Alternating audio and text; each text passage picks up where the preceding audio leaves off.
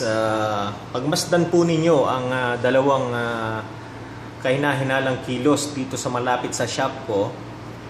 Merong dalawang isang nakatub tsaka isang nakapantalon.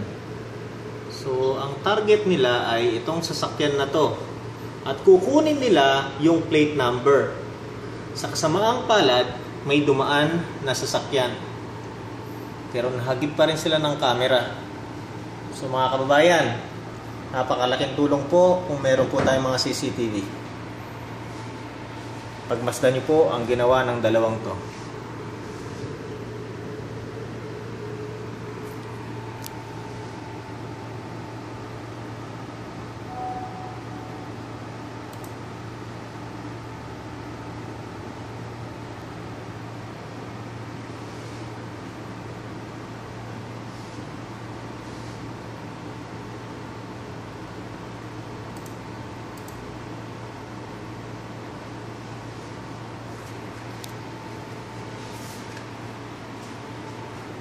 Ayan sila.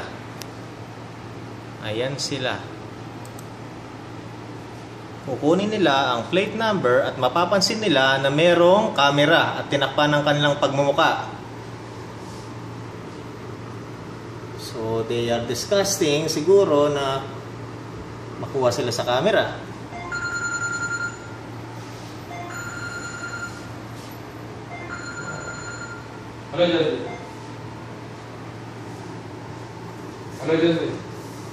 So they will decide na alis na lang.